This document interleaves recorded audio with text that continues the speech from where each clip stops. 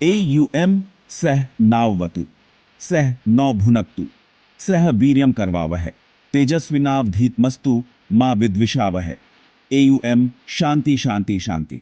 अर्थ, हम दोनों की रक्षा हो, हम दोनों को भरण पोषण मिले, हम दोनों मिलकर कर्म करें, हमारा अध्ययन तेजस्वी हो, हम एक दूसरे से द्वेष न करें। आप सभी का स्वागत है हमारे स्पिरिचुअल चैनल पर। आज का टॉपिक है अखंड ब्रह्मचर्य के 5 नियम।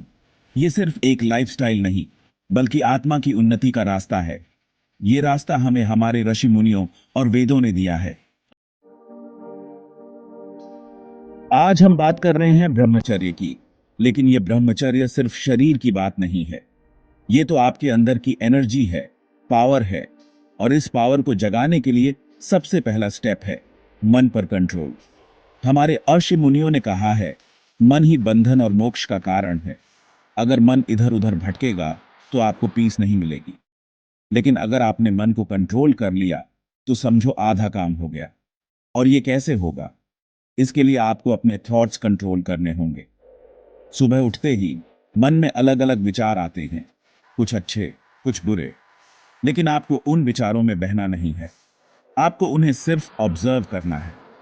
अगर आपका मन भगवान में लगा रहेगा तो गलत चीजें आपको छू भी नहीं पाएंगी। ये एक इनर स्ट्रेंथ है जो आपको बुराइयों से बचाती है। इसके लिए मेडिटेशन करें, रोज सुबह थोड़ी देर मेडिटेशन करें। इससे मन शांत होगा और फोकस बढ़ेगा। मंत्र जाप भी मन को फोकस करने का अच्छा तरीका है। कोई भी मंत्र चूज करो और रोज उसका जाप करो। और सबसे इंपॉर्टेंट है गुड कंपनी। अच्छे लोगों के साथ रहो, अच्छे विचार सुनो। इससे आपका मन पॉजिटिव थॉट्स से भर जाएगा। याद रखो, ब्रह्मचर्य कोई बर्डन नहीं है, बल्कि फ्रीडम का रास्ता है। और इस रास्ते पर चलने के लिए मन पर कंट्रोल सबसे जरूरी है। ब्रह्मचर्य की जर्नी में दूसरा पड़ाव है इंद्रियों पर कंट्रोल। हमारी इंद्रियां, आंख, कान, नाक, जीभ, त्वचा, ये सब दुनिया को एक्सपीरियंस करने के लिए हैं। लेकिन प्रॉब्लम तब होती है जब ये इंद्रियां हमें कंट्रोल करने लगती हैं। जब हम अपनी डिजायर्स के गुलाम बन जाते हैं तो हमारा मन अशांत हो जाता है। भगवान श्री कृष्ण ने गीता में कहा है, इंद्रियां मन से नीचे हैं, लेकिन इन्हें कंट्रोल करना आत्मा की पावर है। जब इंद्रियां मन को कंट्रोल करती हैं तो हम गलत रास्ते पर चले जाते हैं। हमारी एनर्जी वेस्ट हो जाती है और हम अपने गोल से भटक जाते हैं। इंद्रियों पर कंट्रोल का मतलब है उन्हें अपने वश में रखना। इसका मतलब ये नहीं कि आप अपनी सेंसेस यूज ही ना करें, बल्कि इसका मतलब है उन्हें लिमिट में रखना। उन्हें उतना ही यूज करना जितना जरूरी है। जैसे आंखों का यूज सुंदरता देखने के लिए करें, लेकिन गलत नजर से नहीं। कानों का यूज अच्छा म्यूजिक सुनने के लिए करें, लेकिन चुगली नहीं। ऐसे ही अपनी सभी इंद्रियों को कंट्रोल में रखें, उन्हें अपने वश में रखो, खुद उनके वश में मत हो जाओ। इंद्रियों पर कंट्रोल ही आत्मा को फ्री कर सकता है। जब सेंसेस कंट्रोल में होते हैं तो मन शांत होता है और आत्मा का लाइट दिखता है। ये एक प्रैक्टिस है। हर दिन हर पल आपको अपनी सेंसेस के प्रति अवेयर रहना होगा, और स्लोली आप देखेंगे कि आपकी सेंसेस आपके कंट्रोल में आ रही हैं। और जब ये होगा तो आप एक नई पावर, एक नई एनर्जी फील करेंगे। ब्रह्मचर्य के रास्ते पर हमें यह समझना होगा कि हम अकेले नहीं हैं।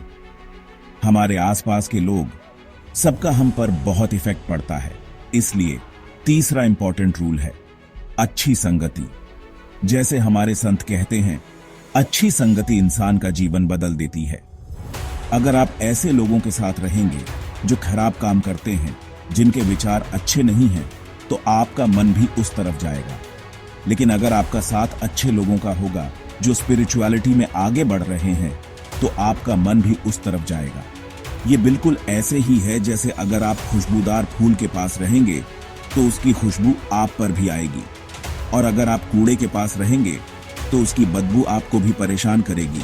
इसी तरह अच्छी संगति आपको ऊपर उठाएगी, आपको इंस्पायर करेगी, वहीं बुरी संगति आपको नीचे गिराएगी, आपको भटकाएगी। इसलिए अपने दोस्तों को सोच समझकर चुनें, अच्छे विचारों वाले लोगों के साथ रहें, सत्संग करें, अच्छी किताबें पढ़ें, अच्छे वीडियोस देखें।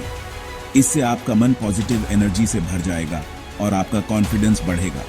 याद रखें, आपका साथी आपकी मंजिल डिसाइड करता है, इसलिए समझदारी से चॉइस करें और हमेशा अच्छी संगति में रहें।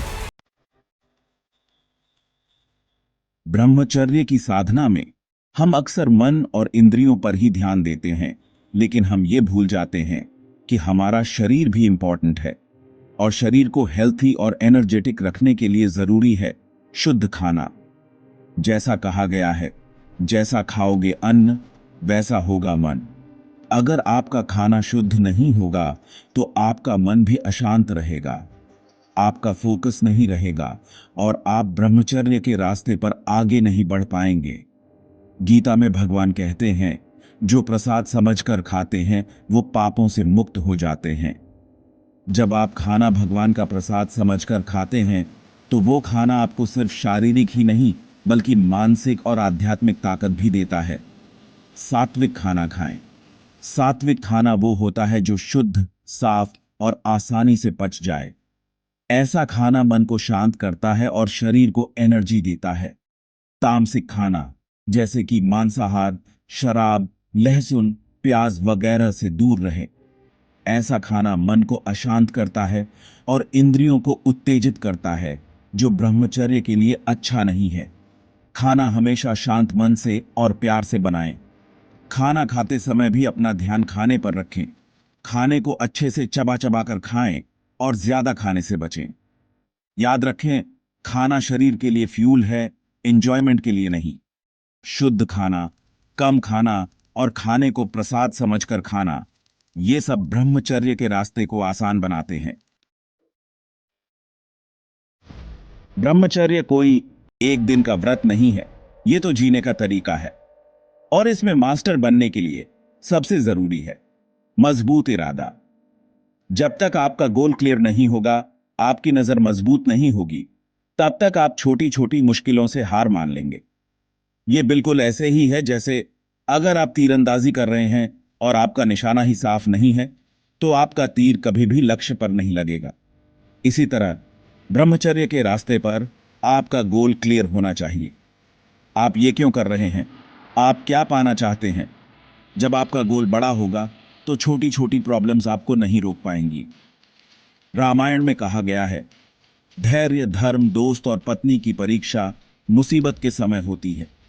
इसी तरह ब्रह्मचर्य की परीक्षा भी तब होती है जब आपको मुश्किलें आती हैं। लेकिन अगर आपका इरादा मजबूत है तो आप हर चैलेंज का सामना कर पाएंगे।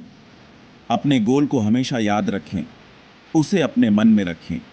जब भी आपका मन विचलित हो, जब भी आपको लगे कि आप वीक हो रहे हैं, तो अपने गोल को याद करें। वो गोल आपको स्ट्रेंथ देगा, आपको आगे बढ़ने की प्रेरणा देगा। याद रखें, ब्रह्मचर्य कोई बंधन नहीं है बल्कि आज़ादी का रास्ता है और इस रास्ते पर चलने के लिए आपको अपने गोल के प्रति दृढ़ रहना होगा। आज का ये सफर यहीं खत्म करते हैं। याद रखें, ब्रह्मचर्य सिर्फ रूल्स नहीं बल्कि एक साधना है। इसे अपनाओ और अपने जीवन को अच्छा बनाओ। AUM पूर्णमदः पूर्णमिदं पूर्णात् पूर्णमुदच्यते पूर्णस्य पूर्णमादाय पूर्णमेवावशिष्यते। अर्थ पूर्ण से पूर्ण की उत्पत्ति होती है और पूर्ण में से पूर्ण को निकालने पर भी पूर्ण ही शेष रहता है। अगर आपको ये वीडियो पसंद आया तो इसे लाइक करें, शेयर करें और हमारे चैनल को सब्सक्राइब करें। हर संडे हम लाते हैं ऐसी ही इंस्पायरिंग वीडियोस। जय श्री राम।